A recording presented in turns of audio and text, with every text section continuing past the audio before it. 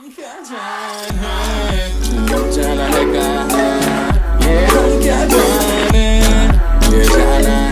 Everyone, कैसे सभी लोग? आई होप कि आप सब लोग सेफ होंगे। एंड आज हम क्या पढ़ने वाले हैं? आज हम पढ़ने वाले हैं पीरियोडिक क्लासिफिकेशन ऑफ एलिमेंट्स। इतना खुश काहे हो रहे हो? चैप्टर ही तो है, ठीक है। तो ये जो पीरियोडिक क्लासिफिकेशन ऑफ एलिमेंट्स है, आज हम ये चैप्टर को पढ़ने वाले हैं, समाप्त करने वाले हैं। बड़ा ही आसान सा चैप्टर है, ठीक है, और पूरा का पूरा थ्योरी बेस्ड चैप्टर है, ठीक है। तो पेन पेपर निकालने की ज़रूरत हाँ है, क्योंकि मैं कुछ इंपॉर्टेंट चीज़ें बता रहा हूँ। ये चैप्टर के जो नोट्स है, मुझे यार बहुत सारे कमेंट्स आए थे कि भैया आप ये जो पढ़ा रहे हो, जो PDF है, ये आप प्रोवाइड कर दो नीचे डिस्क्रिप्शन में। तो सारे लेक्चर्स की जो आपको PDF है वो मिल जाएगी, चिंता की कोई भी बात नहीं है, ठीक है। ग्रेट, आगे बढ़ते हैं। डिस्क्रिप्शन बॉक्स में मिल जाएगी, है कि नहीं? ग्रेट। अच्छा, बात करते हैं, ये हमारा पीरियोडिक टेबल होता है। अगर हमने अभी तक ये नहीं देखा है तो मैं बता देता हूँ कि ये हमारा पीरियोडिक टेबल होता है, ठीक है। इसे हम पीरियोडिक टेबल बोलते हैं। अच्छा, यहाँ पर क्या क्या लिखा हुआ है? The elements in the first row have one orbit. Basically क्या होता है? रो क्या होती है, कॉलम क्या होती है? ये हमारे कॉलम होते हैं, है कि नहीं, है ना। ये हमारी रोज होती है। अच्छा, ग्रेट। तो ये पहली रो को हम फर्स्ट पीरियड बोलते हैं, सेकेंड रो को हम सेकेंड पीरियड बोलते हैं, थर्ड रो को हम थर्ड पीरियड बोल रहे होते हैं, फोर्थ रो को हम फोर्थ पीरियड बोल रहे होते हैं, एंड सो ऑन, ठीक है। ये रो की बात हो गई। अगर मैं कॉलम की बात करता हूं तो पहले कॉलम को हम बोलते हैं फर्स्ट ग्रुप, दूसरे कॉलम को हम बोलते हैं सेकंड ग्रुप। अब एक चीज मैं तुमको पहले ही बता दूं कि हम यहां से लेकर थर्ड से लेकर 12th ग्रुप तक की बात यहां पर नहीं कर रहे होते, ठीक है। हम यहां पर थर्ड से लेकर 12th ग्रुप तक की बात करेंगे ही नहीं। हम पहले ग्रुप की बात करेंगे, दूसरे ग्रुप की बात करेंगे, और फिर सीधा 13th, 14th, 15th, 16th, 17th, 18th group की बात कर रहे होंगे। मार्क माई वर्ड्स, अगर तुम्हें कभी भी आगे जाके कोई ऐसा क्वेश्चन आता है जिसमें तुम्हें 3 या 13 में से चूज करना होगा, ठीक है, तो ये चीज़ याद रखना कि हम पहला ग्रुप पढ़ रहे हैं, दूसरा ग्रुप पढ़ रहे हैं, और फिर हम 13th ग्रुप पढ़ रहे हैं, ठीक है। ये बीच की चीज़ें जो है हम लोग आगे पढ़ते हैं, फ्यूचर क्या बोल रहा हूँ मैं, आने वाली क्लासेस में पढ़ते हैं, ठीक है। ग्रेट। अच्छा, तो जो पहले, ठीक है, जो पहले रो में हमारे एलिमेंट्स होते हैं, ये जो फर्स्ट रो में जो हमारे एलिमेंट्स होते हैं, इनके अंदर क्या होता है? इनके अंदर एक ऑर्बिट होता है, ठीक है, इनके अंदर एक ऑर्बिट होता है। The elements in the second row have 2 orbits, जैसे कि दूसरे रो के अंदर जो एलिमेंट्स होते हैं उनमें 2 ऑर्बिट्स होते हैं, ठीक है, एंड सो ऑन। फिर धीरे धीरे नीचे जब हम आते हैं तो ये चीज़ें बढ़ती जाती हैं, ओके, ग्रेट। लेकिन एक चीज़ ध्यान रखना कि फर्स्ट पीरियड में सारे एलिमेंट्स में एक ऑर्बिट होगा, सेकेंड पीरियड में यानी कि सेकेंड रो में सारे एलिमेंट्स में क्या होगा? सारे एलिमेंट्स में 2 ऑर्बिट्स होंगे। अच्छा, थर्ड वाले में 3 ऑर्बिट्स होंगे, and so on, okay, great, amazing. The elements in the first column have 1 electron in the outermost shell। जो हमारा ये पहला कॉलम है, ठीक है, ये जो हमारा पहला कॉलम है, जो फर्स्ट ग्रुप है, इसके अंदर आउटरमोस्ट शेल में 1 इलेक्ट्रॉन्स होते हैं। अच्छा, सेकंड वाले में 2 होंगे, हाँ है ना, 13th वाले में 3 होंगे, 14th वाले में 4 होंगे, 15th वाले में 4 होंगे, 5 होंगे, सॉरी, ओके, ग्रेट, अमेजिंग। तो ये कुछ ट्रेंड्स है जो हम आगे जाके पढ़ने वाले हैं। ये तो सिर्फ एक इंट्रोडक्शन था तुम लोगों के लिए, ठीक है। ये सारे के सारे ट्रेंड्स हम लोग मॉडर्न पीरियोडिक टेबल में आगे इस चैप्टर में पढ़ रहे होंगे, ओके, ग्रेट। स्टार्ट करते हैं डोबेराइनर्स ट्रायड्स से।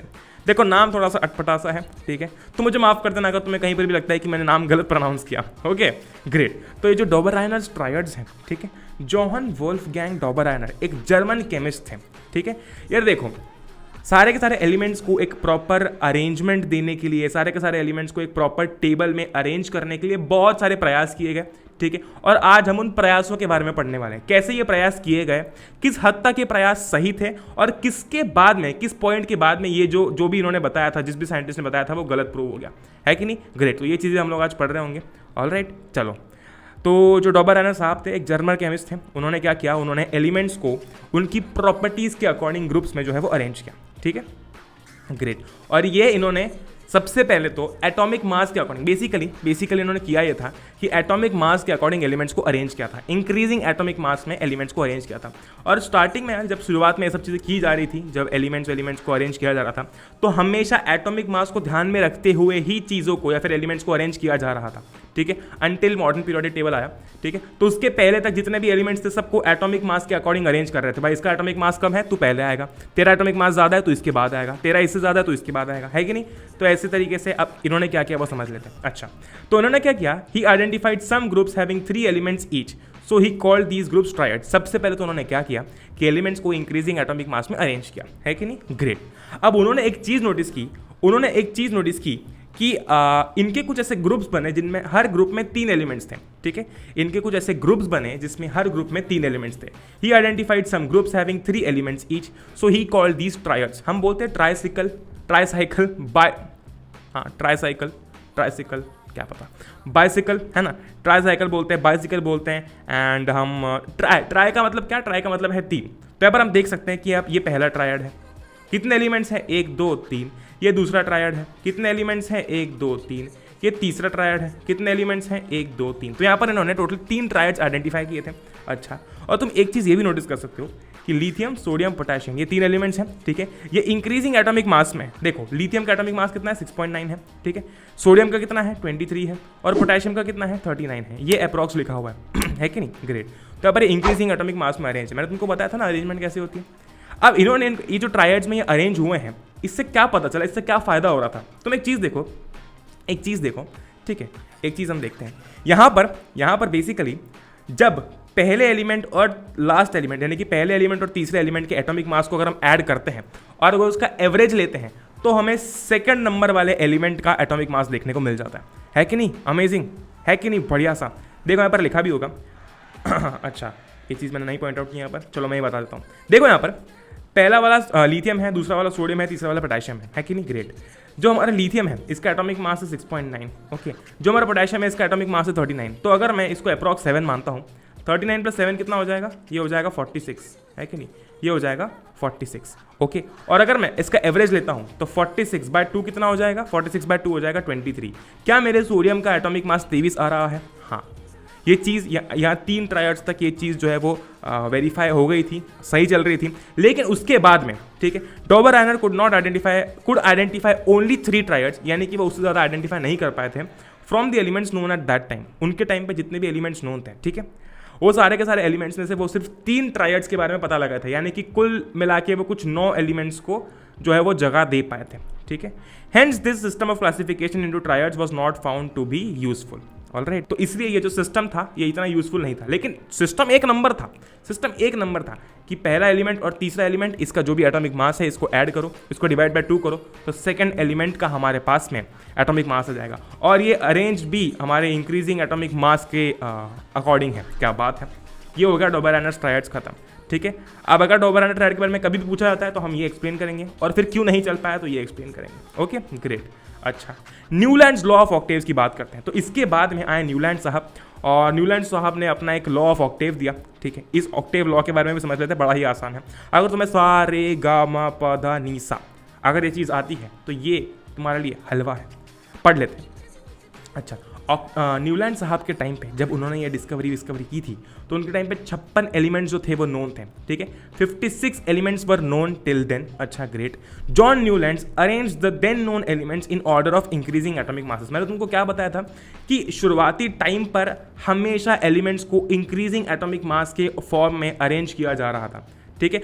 जिसका एटॉमिक मास कम है वो पहले आएगा, जिसका ज़्यादा है वो उसके बाद आएगा, एंड सो ऑन, ओके। तो उन्होंने भी क्या किया कि एलिमेंट्स को जो है वो इंक्रीजिंग एटॉमिक मास में अरेंज किया। अब उन्होंने ये पाया, he found out that every 8th element had properties similar to that of the first. यानी कि मान लेते हैं कि ये कुछ एलिमेंट्स हैं, ठीक है, 1 2 3 4 5 6 7 8, okay. So every 8th element इस फर्स्ट के अकॉर्डिंग, ठीक है, इस फर्स्ट के according every 8th element had same property to that of the first. यानी कि अगर तुम यहाँ से शुरुआत करते हो तो इसकी प्रॉपर्टी और इसकी प्रॉपर्टी सिमिलर होगी, सिमिलरली इसकी प्रॉपर्टी और इसकी प्रॉपर्टी सेम होगी, ओके, ग्रेट। ये पहला है, क्योंकि सोचो जब तुम सेकंड से काउंटिंग स्टार्ट करोगे तो दूसरा पहला बन जाएगा, है कि नहीं। तो यहाँ से अगर तुम 2 से काउंटिंग स्टार्ट कर रहे हो तो 1 2 3 4 5 6 7 8, ये पहला है, ये 8वां है। अगर तुम काउंटिंग 2 से स्टार्ट कर रहे हो तो अगर तुम काउंटिंग 3 से स्टार्ट करते हो तो 10th जो है वो 3 के लिए 8वां बन जाएगा, क्योंकि 3 पहला, 4 दूसरा, 5 तीसरा, 6 चौथा, एंड सो ऑन, ठीक है। तो सीधी सी बात है यार, ये तो समझने वाली बात है, बड़ी ही आसान कि यार अगर मैं पहले एलिमेंट की बात कर रहा हूँ और 8वें एलिमेंट की बात कर रहा हूँ, इन दोनों की प्रॉपर्टीज़ क्या है, क्या लिखा है यहाँ पर, प्रॉपर्टीज सिमिलर, ठीक है, ग्रेट। अब सिर्फ पहले या 8वें की नहीं, तो हर एलिमेंट के रिस्पेक्ट में जो उसका 8वां एलिमेंट होगा, उससे जो 8वां एलिमेंट होगा उसको हम क्या बोलेंगे, उसको हम ये बोलेंगे कि भाई तेरी प्रॉपर्टी जो है वो सिमिलर है, ठीक है। अगर इसमें भी नहीं याद आ रहा हो, समझ नहीं आ रहा हो, तो लाइन में जब बच्चे खड़े होते हैं, ठीक है, बच्चे जब खड़े होते हैं तो जब फर्स्ट नंबर पे जो बच्चा खड़ा है उसके रिस्पेक्ट में हो सकता है कि ये वाला 7वां हो, है ना। मैंने देखा नहीं, नोट डाउन नहीं किया है, मैंने ऐसे ही बना दिए हैं। लेकिन जो सेकंड नंबर वाला बच्चा है उसके रिस्पेक्ट में ये वाला 7वां होगा, हाँ या ना, ग्रेट। तो यही चीज़ है जो मैंने तुमको ओवर एक्सप्लेन कर दी है, ठीक है। ग्रेट, तो उन्होंने ये चीज़ फाइंड आउट की। अच्छा, तो यहाँ पर हम देख सकते हैं कि अरेंजमेंट ही कुछ इस तरीके से किया गया है कि यहाँ पर हाइड्रोजन है, उसके जस्ट नीचे फ्लोरीन आ रहा है। क्यों? क्योंकि हाइड्रोजन के रिस्पेक्ट में वो उसका 8वां एलिमेंट है, पहला, दूसरा, तीसरा, चौथा, 5वां, छठा, 7th और 8th, ठीक है। अगर मैं लिथियम की बात करूंगा तो लिथियम के अकॉर्डिंग लिथियम फर्स्ट हो जाएगा, फिर ये second, third, fourth, fifth, 6th, 7th, 8th आया ना। ग्रेट, तो उसके जस्ट नीचे वो आ रहा है। तो इस तरीके से ये न्यूलैंड्स लॉ ऑफ ऑक्टेव्स जो है वो काम कर रहा था। सबसे पहले हमने क्या देखा कि उन्होंने कैसे अरेंजमेंट की, उन्होंने की इंक्रीजिंग एटॉमिक मास के ऑर्डर में अरेंजमेंट, और उन्होंने ये नोटिस किया कि हर फर्स्ट एंड 8th एलिमेंट की जो प्रॉपर्टीज थी वो सिमिलर आ रही थी। ओके ग्रेट, तो क्या यही आगे चीज फॉलो हो रही थी? मैंने कहा नहीं, यहाँ पर भी कुछ लिमिटेशंस थे, यहाँ पर भी कुछ ऐसे मैं कह सकता हूँ कि डीमेरिट्स थे। आओ पढ़ लेते हैं वो भी, ठीक है। ग्रेट, डीमेरिट्स पढ़ लेते हैं। It was found out that law of octaves was applicable only up to calcium, ठीक है। It was found out that law of octaves was applicable only up to calcium. Okay great, as after calcium every 8th element did not possess properties similar to that of the first। Calcium तक ये चीज़ valid थी, calcium तक ये बात चल रही थी, ठीक है। लेकिन जैसे ही कैल्शियम के बाद चीज़ें नोटिस करना स्टार्ट की गई, उसके बाद हर पहले और 8वें एलिमेंट की प्रॉपर्टी सेम नहीं आ रही थी, तो उसके बाद से खारिज हो गया, मतलब उसके बाद से चलना बंद हो गया, है कि नहीं। ग्रेट, इट वॉज अज्यूम, और सेकेंड पॉइंट बहुत ही इंपॉर्टेंट है, न्यूलैंड साहब ने क्या किया ना कि ये अज्यूम कर लिया कि भाई सिर्फ 56 एलिमेंट्स डिस्कवर्ड जो तब तक हुए थे, फ्यूचर में भी इतने ही एलिमेंट्स रहेंगे, फ्यूचर में कोई भी नया एलिमेंट जो है वो डिस्कवर नहीं होगा। आज अगर 56 है तो आज के 150, 200, 500 साल बाद भी 56 ही रहेंगे, जो कि कंप्लीटली गलत था। फ्यूचर में और एलिमेंट्स डिस्कवर किए गए और नए नए एलिमेंट्स आए, ठीक है, तो अब वो यहाँ पर जगह नहीं ढूंढ पा रहे थे, है कि नहीं। Great, in order to fit the elements in the table dissimilar elements were placed in same slot and similar in different। भाई कुछ सिमिलर एलिमेंट्स जो थे, जो कि एक दूसरे से काफ़ी सिमिलर थे, उनको अलग अलग जगह पर जो है वो प्लेस कर दिया गया, है कि नहीं, उनको अलग अलग जगह पर प्लेस कर दिया गया। और कुछ ऐसे एलिमेंट्स जिनका कोई तालमेल ही नहीं है, जिनका कोई भी तालमेल ही नहीं है, उनको सेम जगह पर प्लेस कर दिया गया। तो ये अरेंजमेंट करने के चक्कर में ऐसा किया गया, तो ये तो गलत था, है कि नहीं। ग्रेट, तो ये तीसरा इसका डीमेरिट है। ऑलराइट, अमेजिंग, बढ़िया, ठीक है। चलो, तो हमारा न्यूलैंड्स लॉ ऑफ ऑक्टेव्स भी खत्म हो गया अलॉन्ग विथ इट्स डीमेरिट्स। अब हम बात करने वाले हैं मेंडलीव्स पीरियोडिक टेबल के बारे में। जैसे न्यूलैंड साहब के टाइम पे 56 एलिमेंट्स नोन थे, सिमिलरली हमारे मेंडलीव साहब के टाइम पे 63 एलिमेंट्स नोन थे। 63 एलिमेंट्स वर नोन जब मेंडलीव्स पीरियोडिक टेबल बाहर आया था, ठीक है। और इन्होंने यार काफ़ी हैवी कॉन्ट्रीब्यूशन दिया है आज के पीरियोडिक टेबल में, है कि नहीं। देखो, कंट्रीब्यूशन तो सब देते हैं यार, लेकिन कोई फेल हो जाता है, लेकिन फिर उस फेलियर से अगला व्यक्ति सीखता है और वो कुछ नई चीज़ बनाता है, फिर उसमें कुछ फेलियर आता है तो अगला व्यक्ति सीखता है, ऐसे करके हमारे पास में फाइनल प्रोडक्ट जो आ रहा होता है वो हम फॉलो कर रहे होते हैं। तो कंट्रीब्यूशन तो सबका होता है। Okay great, he sorted out that elements with similar properties and pinned the cards together on a wall. उन्होंने क्या किया, देख, तो एलिमेंट्स देखे जिनकी प्रॉपर्टीज सिमिलर थी, ठीक है, जिनकी प्रॉपर्टीज सिमिलर थी, ऑलराइट ग्रेट, और उनको एक कार्ड पे लिखा और एक दीवार पे चिपका दिया, ठीक है। जिनकी सिमिलर प्रॉपर्टीज थी उनको साथ में चिपका दिया। अमंग केमिकल प्रॉपर्टीज, जो केमिकल प्रॉपर्टीज उन्होंने चुनी कि हाँ ये सेम होनी चाहिए, तब जाके मैं इनको साथ में रखूंगा, तो Mendeleev concentrated on the compounds found by elements with oxygen and hydrogen. उन्होंने ऐसे कंपाउंड, जब उन्होंने ऐसे कंपाउंड्स पर फोकस किया जो कि उन्होंने बेसिकली ऐसे कंपाउंड्स पर फोकस किया जो ये एलिमेंट्स ऑक्सीजन और हाइड्रोजन के साथ बना रहे थे, ठीक है। क्योंकि ऑक्सीजन और हाइड्रोजन जो है, ये क्वेश्चन हमसे पूछा जा सकता है कि भाई साहब ऑक्सीजन और हाइड्रोजन ही क्यों चूज किया गया, तो इसका जो आंसर है वो अगली लाइन में है। He selected hydrogen and oxygen as they are very reactive and formed compounds with most elements. So basically उन्होंने क्या किया कि देखा कि यार ये एलिमेंट ऑक्सीजन हाइड्रोजन के साथ में कैसे रिएक्ट कर रहा है, कैसे कंपाउंड बना रहा है, और फिर जो हमने केमिकल प्रॉपर्टी की बात की ना, तो वो केमिकल प्रॉपर्टी के अंदर फिर इस चीज़ को डाला गया कि यार ये कैसे रिएक्ट कर रहा है, ये कैसे रिएक्ट कर रहा है। अगर ये और ये दोनों सेम तरीके से रिएक्ट कर रहे हैं तो मैं इनको एक जगह पर रखता हूँ। अगर ये ए वाला एलिमेंट और बी वाला एलिमेंट एक जैसे रिएक्ट नहीं कर रहे हैं, कुछ और ही कंपाउंड बना रहे हैं, ठीक है, मान लेते ए कुछ और बना रहा है और बी कुछ और बना रहा है, तो ये दोनों सिमिलर नहीं है, तो इनको अलग अलग रखना पड़ेगा। लेकिन सी और बी जो है वो एक जैसे कंपाउंड्स बना रहे हैं, तो इनको साथ में रखते हैं। तो ऐसा पूरा खेल उन्होंने रचा था, मतलब ऐसा पूरा उन्होंने नोट डाउन किया था, है कि नहीं। ग्रेट, उनका टेबल कुछ ऐसा दिख रहा था, ठीक है। और यहाँ पर हम साफ साफ ऊपर देख सकते हैं कि ऐसे ऊपर की साइड में यहाँ पर हमारे हाइड्रोजन और ऑक्सीजन कंपाउंड्स ऊपर लिखे गए हैं, है कि नहीं। ग्रेट, और काफ़ी हद तक उन्होंने चीज़ें जो है वो सॉर्ट आउट कर ली थी कि कौन सा एलिमेंट कहाँ है। यहाँ पर भी क्या हुआ था, यहाँ पर भी बेसिकली हम देख सकते हैं कि इंक्रीजिंग एटॉमिक मास के चलते अरेंजमेंट हुई है, लेकिन एक और चीज़ थी कि यार जो प्रॉपर्टीज़ थी उसको भी ध्यान में रखा गया, है कि नहीं। Great, amazing. ये कुछ यहाँ पर आइडेंटिफिकेशन किए गए। अब यहाँ पर इस पीरियोडिक टेबल के काफ़ी मेरिट्स भी थे, हम अभी तक डीमेरिट्स पढ़ते आ रहे हैं, इस टेबल के काफ़ी मेरिट्स भी थे और तुमको अब ये टेबल समझ में आएगा, है कि नहीं? ग्रेट। देखो जरा, in this periodic table he left some blank spaces, यहाँ पर तुम नोटिस कर सकते हो ब्लैंक स्पेसेस छोड़ी हुई है ना, ब्लैंक स्पेसेस छोड़ी गई है, ठीक है। These vacant spaces were left for including elements that were not discovered at that time। जैसे न्यूलैंड साहब ने क्या किया था कि उनका टेबल काफ़ी ऑक्यूपाइड बना दिया था, ठीक है। जो टेबल उन्होंने बनाया था उसमें कहीं पर भी कोई भी जगह नहीं छोड़ी थी कि, और उन्होंने ये बोल ही दिया था कि भाई फ्यूचर में कोई एलिमेंट डिस्कवर होगा ही नहीं। लेकिन मेंडलीव साहब ने बोला नहीं, फ्यूचर में एलिमेंट्स डिस्कवर हो सकते हैं, तो मैं यहाँ पर अपने पीरियोडिक टेबल में जगह छोड़ रहा हूँ कि फ्यूचर में जो भी एलिमेंट्स डिस्कवर होंगे वो यहाँ पर आराम से अपनी जगह बना पाए, कोई भी चेंजेस ना करने पड़े, ठीक है, कोई भी मेजर या फिर नोटिसेबल चेंजेस ना करने पड़े, है कि नहीं? ग्रेट। दूसरा, Mendeleev could also predict the properties of these unknown elements on the basis of the properties of the elements lying adjacent to these vacant spaces। Basically, जिस एलिमेंट के पास में जगह छोड़ी गई थी नए एलिमेंट के लिए, ठीक है, तो उन्होंने ये बताया कि ये जो नया एलिमेंट आएगा उसकी प्रॉपर्टी इस ऑलरेडी एग्जिस्टिंग एलिमेंट की प्रॉपर्टी से मिलती जुलती होगी। कहने का मतलब उनको यही था। जैसे कि मान लेते हैं मैं एक बहुत ही बेसिक और बहुत ही एक लेमैन्स लैंग्वेज वाला एग्जांपल दे रहा हूँ। मान लेते हैं कि यहाँ पर एलिमेंट ए है, ठीक है, और यहाँ पर उन्होंने एक जगह छोड़ दी है, ठीक है।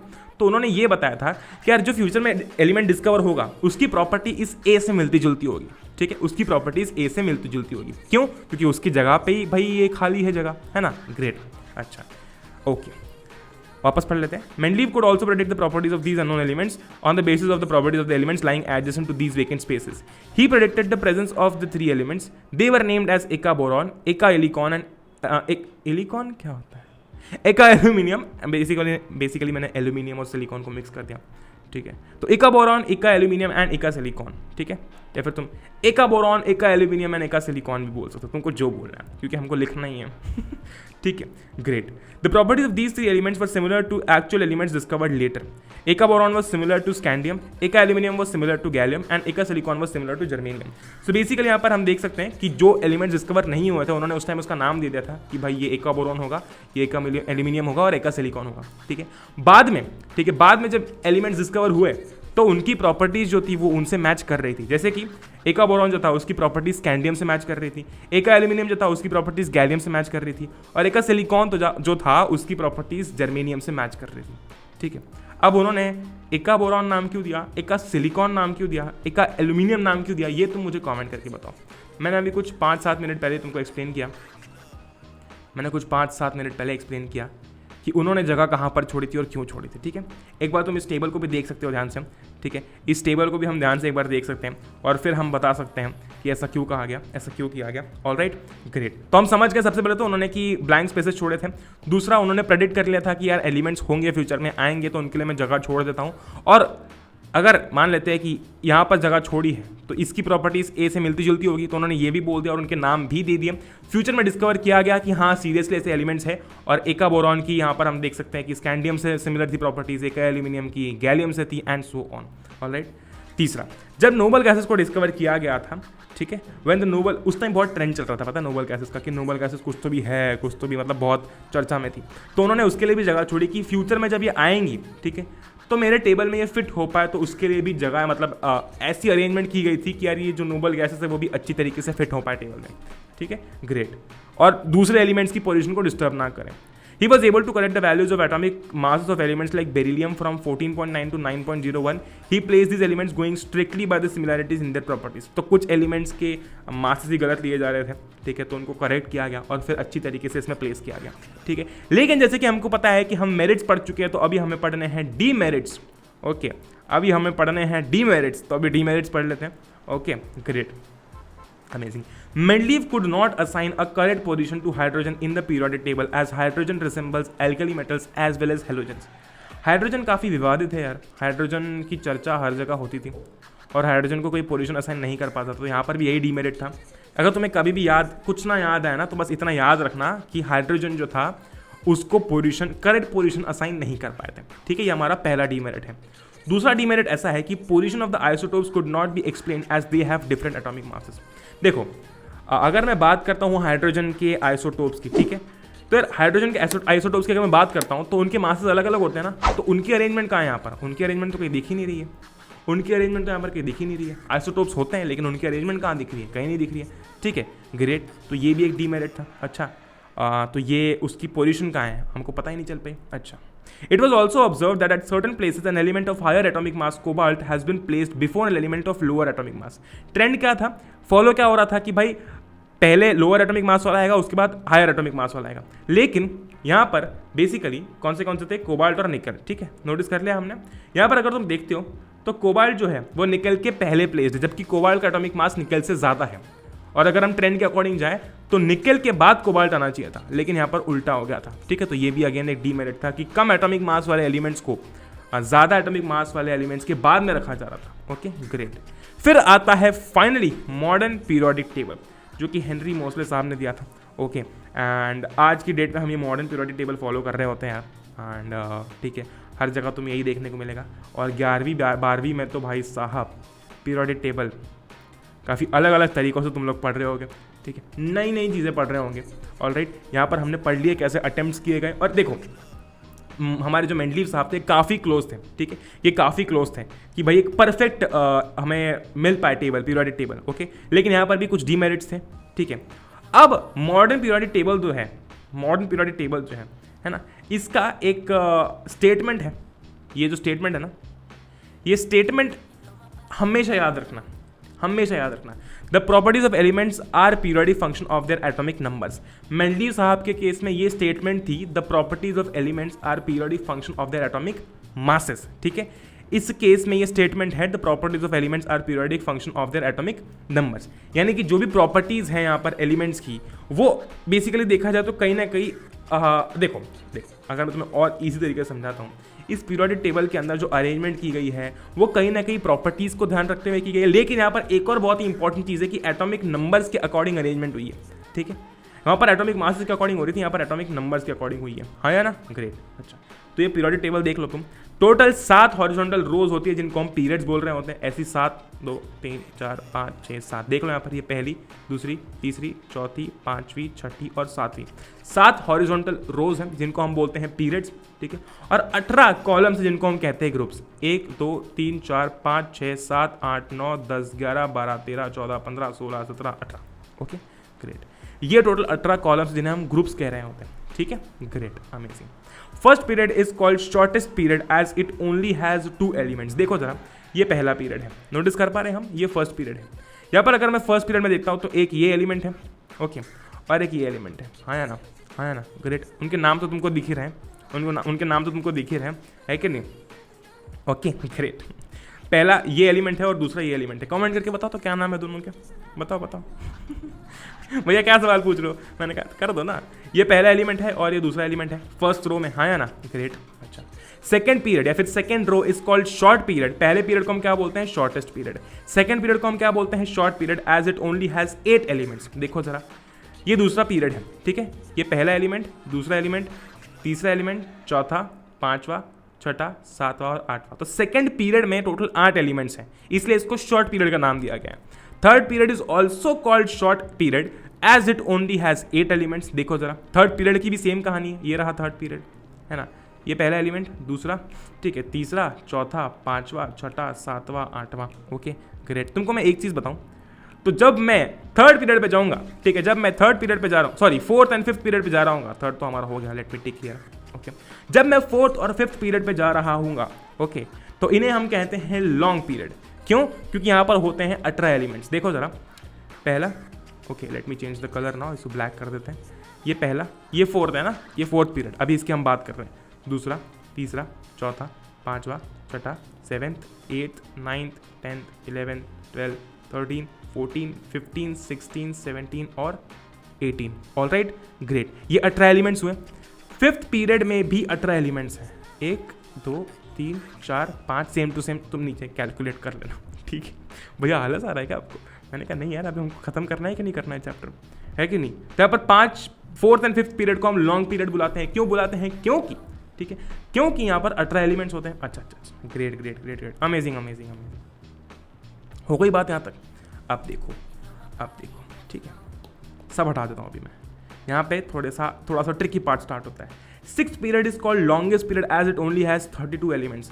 भैया ये रहा 6 पीरियड, 1 2 3 4 5 6 7 8 9 10 11 12 13 14 15 16 17 18। इस केस में भी तो 18 एलिमेंट्स हैं, आप 32 कैसे बोल रहे हो? मैंने कहा एक बार ध्यान से देखो, एक बार ध्यान से नोटिस करो, ठीक है। अगर तुम यहाँ पर ये काउंटिंग देखते हो, ये नंबर्स देखते हो, ठीक है, तो यहाँ पर ये है 55, ये है 56, ये है 57, हाँ या ना? ग्रेट। अच्छा, 57 के डायरेक्टली बाद में 72 लिखा हुआ है, इसका मतलब 57 से लेके 71 तक की गिनती कहाँ है? गिनती कहाँ है? गिनती यहाँ है, ये देखो नीचे। यहाँ पर जब हम 3 काउंट कर लेते हैं उसके बाद फिर हम आते हैं नीचे। ओके, ये एरो दिख रहा है मेरा, ये एरो को मैं वापस एक बार पिंक से डिनोट कर देता हूँ, ये रहा मेरा एरो, ठीक है। 56, 57 गिनती होने के बाद में हम नीचे आ जाते हैं, फिर यहाँ से गिनती स्टार्ट होती है 58, 59, 60, 61, 62, 63, 64, 65, ठीक है। यहाँ पे 71 पर गिनती एंड होती है, फिर यहाँ से हम यहाँ पे जाते हैं। ओके, तो बेसिकली हम जब बोलते हैं ना कि 6th पीरियड में जो है वो 32 एलिमेंट्स होते हैं, तो ये 3 एलिमेंट्स यहाँ के काउंट होंगे, फिर हम लोग काउंटिंग के यहाँ पर नीचे आएंगे। ये लैंथोनाइट सीरीज होती है, जिसके बारे में हम लोग बात नहीं करते हैं, ठीक है। फिर ये नीचे के सारे एलिमेंट्स काउंट होंगे, फिर जैसे 71 पर यहाँ पर एंड होगा, वापस से हम लोग 72 पर जा रहे होंगे। ओके, तो जब तुम, ठीक है, जब तुम यहाँ पर काउंटिंग स्टार्ट करोगे, ठीक है, जब तुम यहाँ पर काउंटिंग स्टार्ट करोगे तो बेसिकली 56, 57, 56, 57, ठीक है। इसके बाद में यहाँ पर आ जाएंगे, तो ये 3 है, 1 2 3 4 5 6 7 8 9 10 11 12 13 14, ये 14, और बच्चे में जो हमारे 32 में से तुम हटा देना, यहाँ पर हो जाएंगे तुम्हारे, है कि नहीं? ग्रेट। तो बेसिकली काउंट कर लेना, 32 आ जाएंगे। Alright, great. अच्छा, 7th के केस में क्या है? 7th के केस में क्या है भैया? 7 में 32 ही है। मैंने कहा नहीं, 7th एक इनकम्प्लीट पीरियड है यार, ठीक है। 7th हमारा एक इनकम्प्लीट पीरियड होता है। यहाँ पर कुछ विवाद है, कुछ प्रॉब्लम्स हैं, ठीक है, जो कि हमको डिस्कस नहीं करनी होती है। मैं यहाँ पर मेंशन कर दूंगा क्या होता है, ठीक है। नहीं तो तुम भैया 7 में क्या होता है, फिर 7 का क्या करेंगे, फिर क्या ट्रेंड फॉलो होता है, फिर इसको फॉलो करते ही नहीं करते हैं, ये सब करने के चक्कर में जो मेन चीज़ है उस पर फोकस नहीं करोगे। मुझे पता है एग्जाम के टाइम पे ना जो चीज़ें काम की नहीं होती उस पर ज़्यादा फोकस जाएगा, उसमें ज़्यादा क्यूरियोसिटी आएगी, फिर हम सबको इलॉन मस्क बनना है, फिर सबको अरे अरे इसमें क्या होगा यार, पढ़ाई वढ़ाई तो ठीक है, ये क्यूरियोसिटी सॉल्व करते हैं ना, साइंस नहीं आ रहा तो क्या हुआ, लेकिन एग्जाम में जो आता है पहले वो समझ लेते हैं, क्यूरियोसिटी सॉल्व करने के लिए पूरा जीवन पड़ा है हमारे पास। ठीक है, ग्रेट। ओके, तो हमने यहाँ पर पढ़ लिया कि पीरियोडिक टेबल कैसे, क्या सीन होता है। खाना खाने आ रहे? Okay, great. तो ये हमारा पूरा पीरियोडिक टेबल जो हमने समझा यहाँ पर, कैसे पहले हम रोज़ को कैसे बुलाते हैं पीरियड, फिर हम ग्रुप्स को कैसे कॉलम, मतलब सब चीज़ हमने समझ ली। Alright, great. अब हम बात करने वाले हैं trends in modern periodic table की, ठीक है। अब हम क्या बात करने वाले हैं? Trends in modern periodic table कि भैया जब हम पीरियड में लेफ्ट टू राइट जाते, देखो मुझे एक बात बताओ, जब हम पीरियड्स की बात कर रहे होते हैं तो हम लेफ्ट टू राइट जा रहे होंगे, क्यों? क्योंकि तुम एक चीज़ नोटिस करो कि अगर ये एक रो है, ठीक है, ये एक रो है, इस रो में 4 लड़के खड़े, ठीक है, तो अगर इन चारों लड़कों की, मान लो स्कूल में चेकिंग हो रही है, ठीक है, अगर इन चारों लड़कों की चेकिंग हो रही है तो जो हमारे पीटी वाले सर हैं उनको इस डायरेक्शन में जाना पड़ेगा, हाँ या ना? ग्रेट, है कि नहीं? ग्रेट। लेकिन अगर ये 4 लड़के ऐसे खड़े होते हैं, एक इधर एक इधर एक इधर, 3 लड़के मान लो, ठीक है, तो हमारे पीटी वाले सर को ऐसे जाना पड़ता। यानी कि पहले केस में पीटी वाले सर जो है वो लेफ्ट टू राइट जा रहे हैं, इसमें ऊपर से नीचे आ रहे हैं, मतलब ऐसा होता नहीं है, ऊपर से नीचे नहीं आ रहे होते, लेकिन तुम विजुअलाइज करके देखो, है कि नहीं? ग्रेट। हम कॉलम में ऊपर से नीचे काउंटिंग करते हैं, रो में लेफ्ट से राइट काउंटिंग करते हैं, काउंटिंग, है कि नहीं? खाना पक रहा है, आ जाओ, ठीक है। अच्छा, तो बेसिकली जब मैं लिख रहा हूँ 1 2 3 4 5 6 7, ओके ओके, ग्रेट, तो ये लेफ्ट टू राइट है। अगर मैं लिखूँ 1 2 3 4 5 6 7, तो ये ऊपर से नीचे। तो ये पीरियड और ग्रुप का क्या सीन होता है, हम लोग कैसे काउंट करते हैं, कैसे वैलेंसी सेम होती है, किसकी वैलेंसी सेम होती है, सब बात करेंगे इस ट्रेंड्स के अंदर, ठीक है। ग्रेट, अच्छा, बढ़िया है, ओके। अच्छा, अब जरा बात कर लेते हैं ट्रेंड्स की, जो हम अभी बात कर रहे थे ना, उसको जरा डिटेल में समझ लेते हैं। The elements in the first group have 1 valence electron. सबसे पहले तो ग्रुप आइडेंटिफाई करना सीखो। मैंने कहा ये पहला ग्रुप है, ये तो पीरियड हो जाएगा, है कि नहीं? ये पहला ग्रुप है। अच्छा, हाइड्रोजन कितने इलेक्ट्रॉन्स होते हैं? 1 इलेक्ट्रॉन होता है, ठीक है। वैलेंस इलेक्ट्रॉन कितने? 1 है, ठीक है। लिथियम की बात करते हैं, लिथियम का एटॉमिक नंबर क्या है? 3। इलेक्ट्रॉनिक कॉन्फिगरेशन क्या होता है? 2,1। वैलेंस इलेक्ट्रॉन कितना है? आउटर मोस्ट शेल में कितने इलेक्ट्रॉन्स है? ये रहा 1। सोडियम की बात करते हैं, सोडियम का एटॉमिक नंबर होता है 11, ओके। इसका वैलेंस इलेक्ट्रॉन क्या है? 281, है कि नहीं? आउटर मोस्ट शेल में 1 इलेक्ट्रॉन, ओके। अगर मैं बात करता हूँ आपसे पोटेशियम की, ठीक है, पोटेशियम की के, ओके, 2,8,8,1, है कि नहीं? आउटर मोस्ट शेल में कितना है? 1 है कि नहीं? ग्रेट। तो हम एक चीज़ नोटिस कर सकते हैं कि पहले ग्रुप में हर एक एलिमेंट के वैलेंस शेल में 1 इलेक्ट्रॉन है। हो गया सिद्ध? हो गया सिद्ध? अच्छा, इसका ये मतलब है भैया कि पहले ग्रुप में तो एक इलेक्ट्रॉन है, अगर मैं दूसरे ग्रुप की बात करता हूँ तो दूसरे ग्रुप में हर एक एलिमेंट के वैलेंस शेल में 2 इलेक्ट्रॉन्स होंगे। मैंने कहा बिल्कुल, जरा देखो,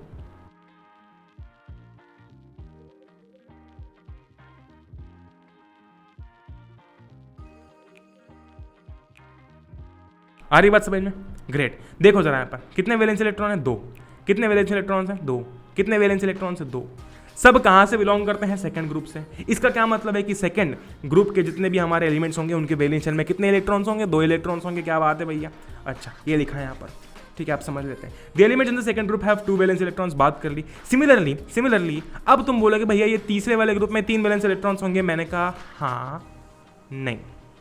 कैसे? मैंने तुमको स्टार्टिंग में बताया था कि इतना जो पोर्शन है हम नहीं पढ़ रहे होते हैं, ठीक है। तो पहले के बाद हम दूसरे की बात करते हैं और दूसरे की बात हम सीधा 13 की बात करते हैं। तो पीरियोडिक टेबल में तुम्हारे लिए अभी 13 ही 3 है और 14 ही 4 है, ठीक है। ये चीज़ ध्यान रखना। ये बीच का भी भूल जाओ, कोई अभी इसका इतना सेंस नहीं है समझने का। और जब हम फ्यूचर में पीरियोडिक टेबल समझेंगे तो ये सिर्फ इतना ही नहीं है, ये अपना 10-12 पढ़ने का चैप्टर नहीं है, ठीक है। काफ़ी वास्ट है, काफ़ी लंबा है, ठीक है। तब मजा आएंगे पढ़ने में, ठीक है। तो यहाँ पर हम जब पहले ग्रुप की बात कर लेंगे, दूसरे ग्रुप की बात कर लेंगे, फिर सीधा हम 13 ग्रुप की बात करेंगे। अच्छा, कुछ चेंज नहीं हुआ है, बस 3 की जगह 13 है, ठीक है। तुम 3 अभी भी वो आखिरी से रिलेट कर सकते हो, है कि नहीं? ग्रेट। 13 ग्रुप के एलिमेंट्स में कितने वैलेंस इलेक्ट्रॉन्स होंगे? 3 होंगे, एंड सो ऑन। 14 वाले में 4, 15 में 5, एंड सो ऑन। अच्छा, ग्रेट। अब एक चीज़ नोटिस करो, है ना? अच्छा, एक है कि नहीं? पहले ग्रुप में सभी वैलेंस इलेक्ट्रॉन्स कितने हैं? 1 है। दूसरे में 2 है कि नहीं? तीसरे में 3, चौथे में 4, पांचवें में 5 और 5। अच्छा, ग्रेट, अमेजिंग। अब अगर तुम ग्रुप में ऊपर से नीचे आते हो, तुम अगर ऊपर से नीचे पर जरा थोड़ी सी जांच पड़ताल करते हो, तुम्हें एक चीज़ नोटिस होगी कि सारे के सारे नंबर्स 1 हैं। सेकंड कॉलम में सारे के सारे नंबर्स 2 हैं। थर्ड कॉलम में सारे के सारे नंबर्स 3 हैं। लेकिन अगर तुम लेफ्ट टू राइट जाते हो तो पहली रो में फर्स्ट नंबर 1 है, लेकिन सेकंड नंबर क्या है? 2 है। थर्ड नंबर क्या है? 3 है। फोर्थ नंबर क्या है? 4 है। इसका ये मतलब है कि अगर मैं लेफ्ट टू राइट एक पीरियड में जाता हूँ तो वैलेंस इलेक्ट्रॉन्स इंक्रीज करते हैं, लेकिन ऊपर से नीचे जब मैं टॉप से बॉटम आता हूँ ग्रुप में तो वैलेंस इलेक्ट्रॉन्स उतने ही रहते हैं। हाँ या ना? आ रही बात समझ में? कभी भी याद ना है, बस ये बनाओ। ग्रेट, खत्म, बात ही खत्म। ओके, तुम देख सकते हो लेफ्ट से राइट जा रहे हो, क्या हो रहा है यहाँ पर? वैलेंस इलेक्ट्रॉन्स बढ़ रहे हैं, ठीक है। लेफ्ट टू राइट जाओगे तो, लेकिन अगर टॉप टू बॉटम आ रहे हो हर एक अलग अलग कॉलम में, तो क्या हो रहा है? वैलेंस इलेक्ट्रॉन्स सेम है कि नहीं? Great, amazing. अच्छा, valency remains same from top to bottom in the group. अगर तुम एक चीज नोटिस करोगे, अगर तुम टॉप टू बॉटम आ रहे हो तो भाई वैलेंस इलेक्ट्रॉन सेम है कि नहीं? वैलेंस इलेक्ट्रॉन सेम है तो तुम्हारी वैलेंसी भी सेम ही रहेगी, है कि नहीं? तुम्हारी जो वैलेंसी है वो भी सेम ही रहेगी। Okay, valency remains same from top to bottom in a group. Top to bottom valency same रहती है क्योंकि हम देख सकते हैं कि वैलेंस इलेक्ट्रॉन सेम है। लेकिन लेफ्ट टू राइट जब हम जाते हैं, हम जब पीरियड के लेफ्ट टू राइट जा रहे होते हैं तो उस टाइम पर पहले वैलेंसी इंक्रीज करेगी और उसके बाद में फिर डिक्रीज करती है। कैसे? देखो जरा, यहाँ पर हाइड्रोजन के केस में है कि नहीं, कितनी वैलेंसी है? 1 है। बेरिलियम के केस में क्या है? 2 है। जब मैं बात करता हूँ बोरॉन की, ठीक है, जब मैं बात करता हूँ बोरॉन की, तो क्या एटॉमिक नंबर है? 5 है। ओके, तो क्या हो जाएगा इलेक्ट्रॉनिक कॉन्फिगरेशन? 2,3। 3 इलेक्ट्रॉन्स लूज कर सकता है, हाँ। अगर मैं कार्बन की बात करूंगा तो हमको पता है इसकी वैलेंसी 4 होती है। लेकिन जैसे मैं नाइट्रोजन की बात करता हूँ तुमसे, ठीक है, जैसे मैं तुम लोगों से नाइट्रोजन की बात करता हूँ, ऑलराइट, ग्रेट, अमेजिंग। इसका जो इलेक्ट्रॉनिक कॉन्फिगरेशन है वो कुछ ऐसा है 2,5, हाँ या ना, है कि नहीं? कुछ ऐसा है 2,5। तो इसके लिए क्या आसान है? 5 इलेक्ट्रॉन्स को लूज करना या फिर 3 इलेक्ट्रॉन्स को गेन करना? मैंने कहा 3 इलेक्ट्रॉन्स को गेन करना। इसकी वैलेंसी कितनी हो जाएगी? 5 या 3? 3 हो जाएगी क्योंकि ये 3 इलेक्ट्रॉन्स को गेन कर रहा है। ऑक्सीजन की 2 हो जाएगी, फ्लोरीन की 1 हो जाएगी।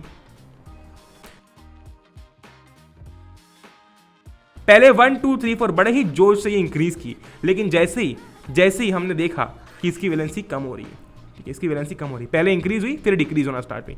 तो valency from left to right increases first but then decreases. आ रही बात समझ में? Great, okay. अच्छा, एक और चीज बहुत इंपॉर्टेंट है, जो पहले पीरियड में जो हमारे एलिमेंट्स होते हैं उन सबके पास एक ऑर्बिट होता है, ठीक है, ग्रेट। तो सबके पास ऐसा एक ऑर्बिट होगा, ओके।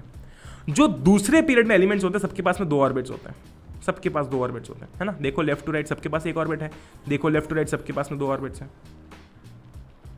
Okay great. सिमिलरली जो थर्ड पीरियड में होंगे उनके पास 3 ऑर्बिट्स होंगे,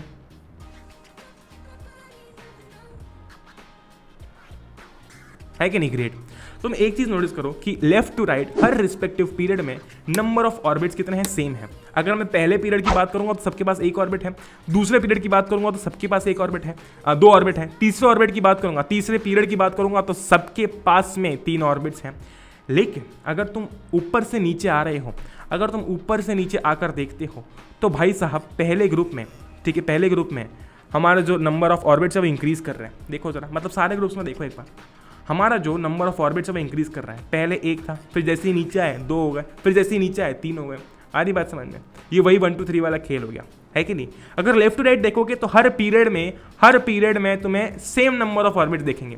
पहले पीरियड में 1 है, सब पहले पूरे पीरियड में 1 है, दूसरे पीरियड में सारे के सारे 2 है, तीसरे पीरियड में सारे के सारे 3 है। लेकिन जब ऊपर से नीचे आओगे, पहले जगह तो ग्रुप को नोटिस करते हो तो पहले 1 है, फिर 2 थे, फिर 3 हो गए। आधी बात समझ में? ग्रेट। All right. तो अभी जैसे कि हम सभी लोगों को पता है कि हमने बात कर ली वैलेंसी की, वैलेंसी इलेक्ट्रॉन्स की। अब हम बात करने वाले हैं एटॉमिक साइज की, कि कैसे हमने बात की ना कि वैलेंसी कैसे चेंज होती है ग्रुप के अंदर, पीरियड के अंदर वैलेंसी इलेक्ट्रॉन्स वैलेंसी कैसे चेंज होती है। अब हम बात करने वाले हैं कि जो एटॉमिक साइज होता है, जो एटम का साइज होता है वो कैसे चेंज हो रहा होता है। ठीक है, तो बात कर लेते हैं। देखो सबसे पहले तो क्या लिखा है वो पढ़ लेते हैं, फिर अपना दिमाग लगाएंगे।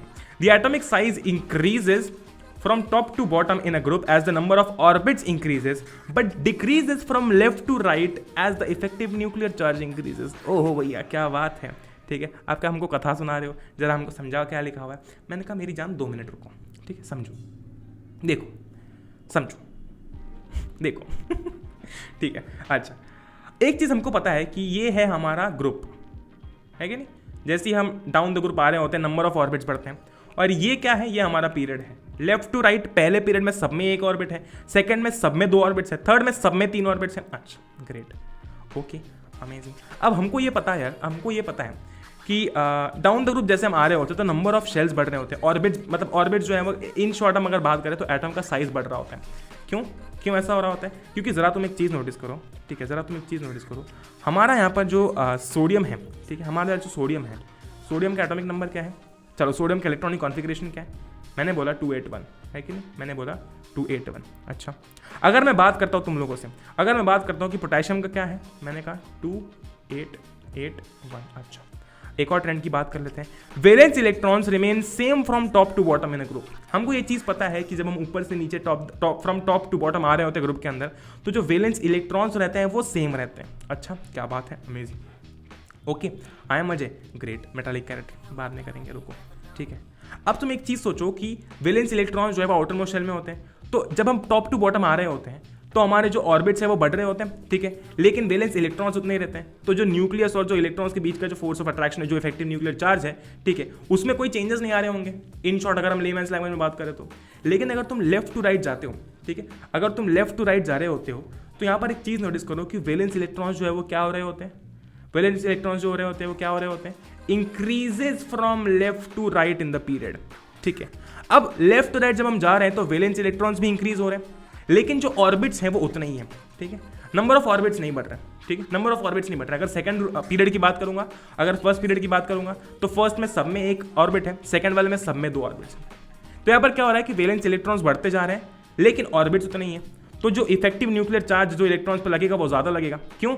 क्योंकि अभी इलेक्ट्रॉन्स बढ़ रहे हैं और वह न्यूक्लियस के ज़्यादा नज़दीक हैं, ठीक है, अभी वो न्यूक्लियस के ज़्यादा नज़दीक है और इलेक्ट्रॉन्स बढ़ते भी जा रहे हैं, ठीक है, 2 फैक्टर्स हैं। लेकिन जब तुम ग्रुप की बात करते हो तो ग्रुप के केस में क्या होता है कि इलेक्ट्रॉन्स जो है वो सेम रहते हैं, ऊपर से उनकी जो दूरियां हैं न्यूक्लियस से वो बढ़ती जाती है, ठीक है, उनकी जो दूरियां हैं न्यूक्लियस से वो बढ़ती जाती है। लेकिन अगर मैं लेफ्ट टू राइट एक पीरियड की बात करता हूँ तो पीरियड में एक ही ऑर्बिट रहता है ना, मतलब सेम ही टाइप का ऑर्बिट चल रहा होता है। अगर मैं फर्स्ट की बात करूँ तो 1 ही शेल है, सेकंड की बात करूँ तो 2 ही शेल्स हैं, ऐसे टाइप का, ठीक है। लेकिन इनमें क्या हो रहा होता है कि वैलेंस इलेक्ट्रॉन्स जो है वो बढ़ रहे होते हैं, ठीक है, वैलेंस इलेक्ट्रॉन्स जो है वो बढ़ रहे होते हैं। तो दूरी तो उतनी रहती है न्यूक्लियस से, लेकिन अब और लोग आ जाते हैं, ठीक है, और इलेक्ट्रॉन्स आ जाते हैं, ओके। तो इसलिए जो साइज है वो डिक्रीज हो जाता है, ओके, डिक्रीज होने लगता है, मतलब फ्रॉम लेफ्ट टू राइट। आ रही बात समझ में? अब जो metallic and non metallic character है आपकी एनसीईआरटी के अंदर साफ साफ दिया हुआ है यार, ये आप खुद करेंगे, ओके, खुद करेंगे का क्या मतलब है? भैया आप हमको करने के लिए बोल रहे हो। मैंने कहा मैं तुमको हर लेक्चर के अंदर एक ऐसा पोर्शन दे रहा होता हूँ खुद से करने के लिए जो तुम एनसीईआरटी खोल के करते हो, ठीक है।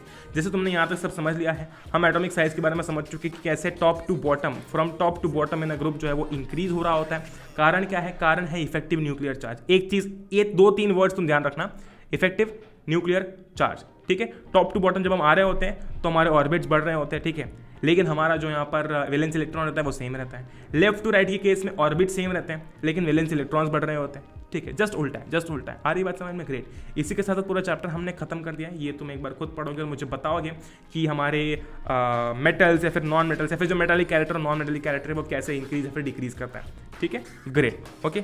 इसी के साथ आई होप कि आप सभी लोगों को लेक्चर पसंद आया होगा। क्विज आपको नीचे डिस्क्रिप्शन में मिल जाएगी। ऑलराइट, जरूर से उस क्विज को देखना मत भूलना। एंड बस, जय हिंद, वंदे मातरम, एंजॉय करो। We'll meet the next one, till then good bye.